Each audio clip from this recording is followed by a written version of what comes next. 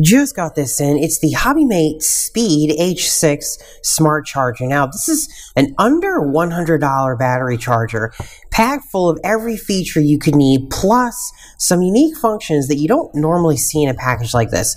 So we're going to go over it and take a look at it and review it. So we've got an AC 200 watt built-in power supply, and we've also got 700 watts of DC power. You get this cable for the AC power, so just out of the box, you don't need a power supply. It's all in there.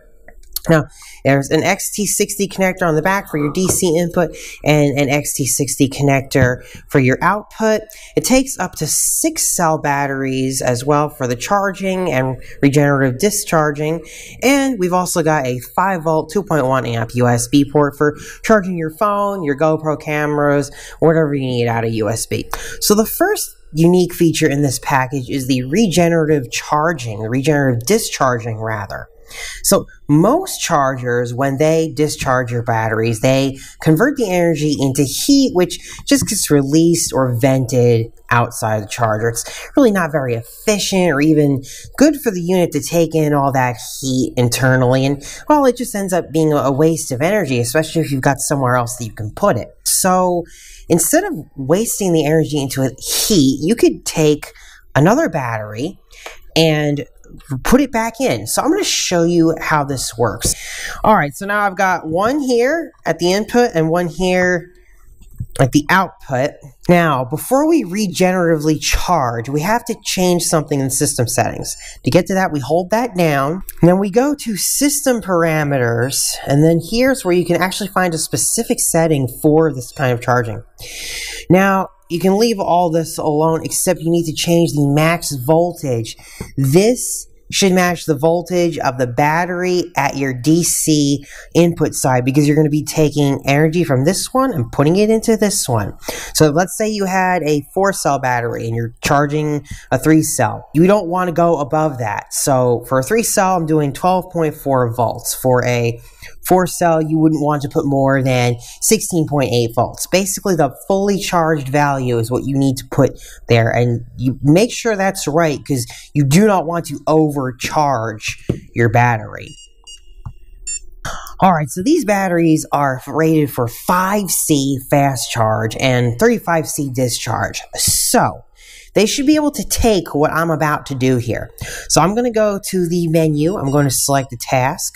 I'm going to choose all at the bottom here, regenerative discharge or regen discharge. I'm going to set the current to, let's just go all the way up to 15 amps. Now we should be able to discharge this battery at 15 amps into this battery on the DC input side, or close to it.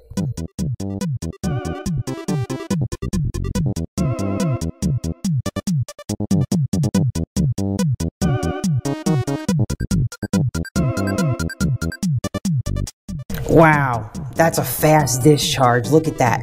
We're discharging at 175 watts, recycling the power and putting it back in here.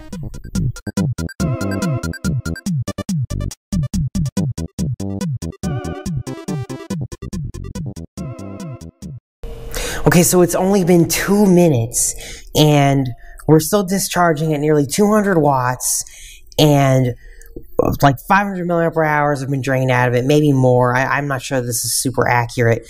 And again, we're pulling out 15 amps from this battery. Pretty steady.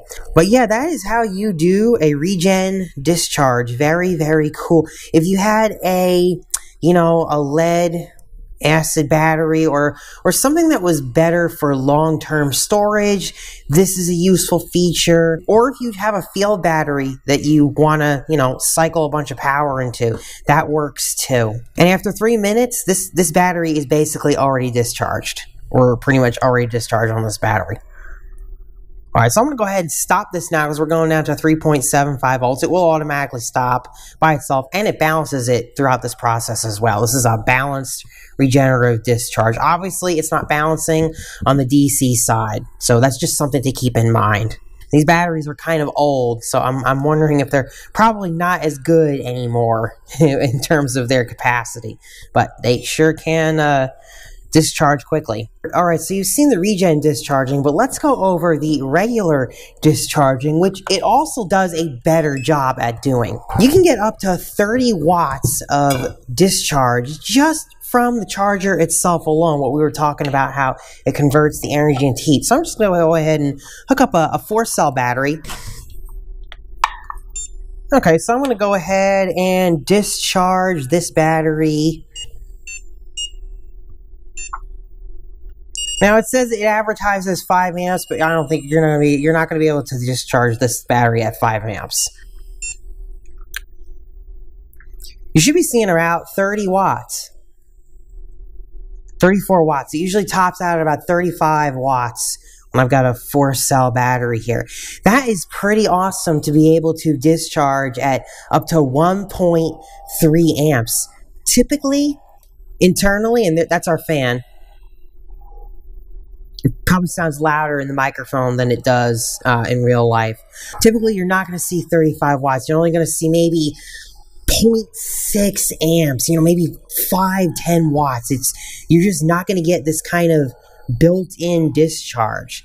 This would be a 1C charge rating for your typical 1300 milliamp hour battery. So we're talking 2 to 3 times the discharge, just internally, compared to most other chargers.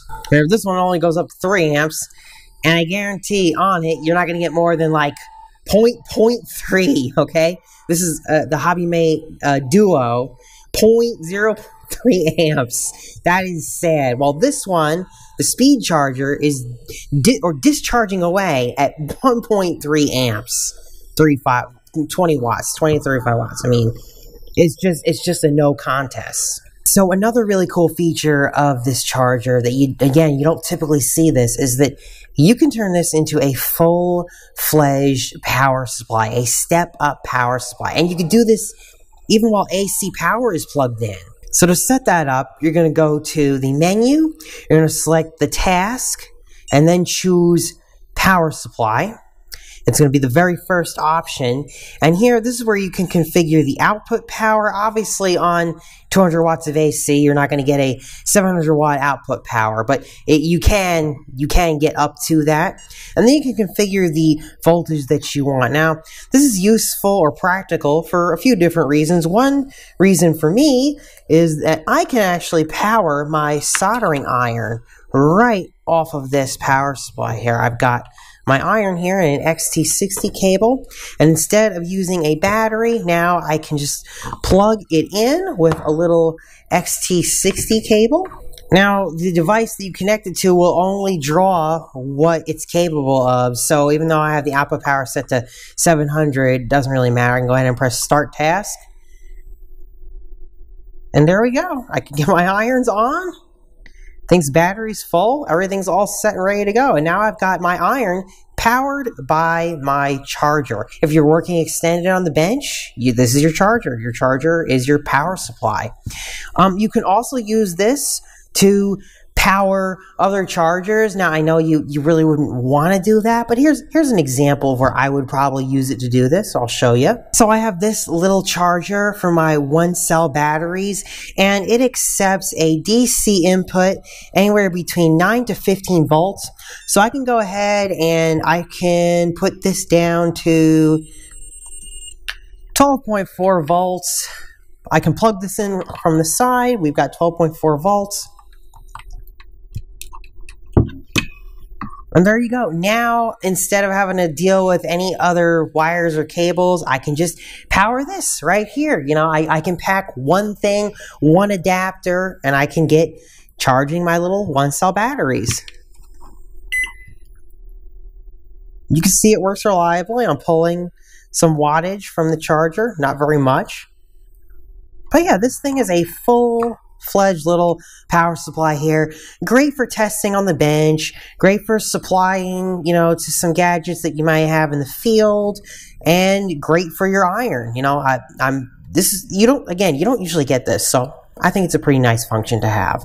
Alright, last but not least, let's go over the actual charging options that you have here. And here we can charge all kinds of batteries. It does LiPo, LiHV, lithium ion, and it also is a smart charger, so it will try to automatically detect these battery types, and it'll warn you if it thinks you're not charging the right kind of battery. So pretty standard. You can set the cell voltage, cell count, you can do that manually, but again, it tries to figure that out by itself. So while you're charging, you do get the statistics on the different cells here. We're charging at a pretty fast rate here. I would normally like to charge these at a 1C rating, which would be like 1.3 amps. But just for the purpose of this video, we're putting it under a little bit of stress here. And normally after you charge for a little bit, you will see a resistance check, and you'll get that live while you're charging. It'll tell you the milliohms of resistance in your battery, just to see if maybe, it's time to retire or not. So you get live charging statistics here, and yeah, it's all very clear, very easy to see and use. Another function that it has is if you just have a fully charged battery and you just want to run a balanced charge, it can do that too. This is not a fully charged battery, so it's not going to be doing much there. But yeah, it literally brought these cells in all within balance of each other. It's just using its internal balance circuit to do that. So yeah, you could just do a balance if you want. And because it's got its own dedicated balance circuit, it should be, again, it should be a little faster. Some more advanced users will appreciate the set of functions that are available, especially when you go under the tools area. You hold down this button. Pretty standard stuff. I like to set the volume to low because it's kind of loud. You can turn off the beeping, give your device a name, so if somebody steals it, which is yours. This is a section we're not going to go over because I don't have any servos to test, but again, it's another little tool that you can have at your disposal. Back here is a little servo port, and you can test your servo with it. You've got PWM-based signal testing here. I don't have a servo, so I can't show you this, but I'm just letting you know that it is there because it is yet another feature of the charger. You can get into the calibration menu to calibrate the charger to make sure it's within spec.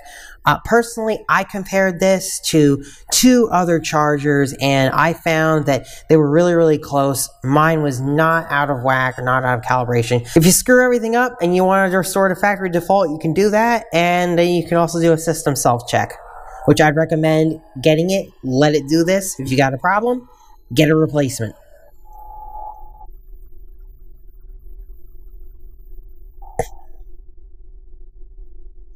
That's what I like to see. No errors. One thing I want to point out is how small this thing actually is, and with it being zoomed in like this, it's really hard to see, but just look at how small the thing is relative to everything else on the bench. Look at my hand. I could just hold this thing right in my hand. I mean, wow. Side by side with the Duo, and then this is one of their other chargers, the Toolkit RC or the HobbyMate D6 Elite here. So for what it can do and the fact that it's got a built-in power supply, this one does not. This one I have to power from DC. So a 200 watt power supply, all in one here. It's a pretty impressive size. I think if I had one thing that I hated about this is, well, it's a blessing and a curse that it's all touchscreen, that you're touching all over the screen, but you get fingerprints, especially if your hands are more oily at certain times than others. You get fingerprints all over this screen here, and you have to kind of wipe them off. I've had to do this more than once so far. So yeah, you're gonna get fingerprints all over the screen because that's the only way you can use it. But it is what it is. It's a very glossy screen. Alright, that's it guys. That concludes my review of the HobbyMate Speed H6 charger. In terms of long-term reliability, I have been using this for a couple weeks now. It's been a couple weeks using it as my main charger, and I've really not had any trouble thus far. Just charging regular 4S batteries is pretty much what I do with it. In terms of long-term longevity, it feels like it's made solid. It feels like it's a quality build, but that will remain to be seen. Otherwise, I think it comes with a very solid feature set, and I don't think you would be disappointed if you were buying this as your first charger. It is way more advanced than the one that I started out with. That is for sure, especially at this price point. So if you have any additional questions, please leave them down in the comments below. I appreciate the watch on the video. I hope you found this review informative. And as always, have a great day, guys. I'm going to go do some charging.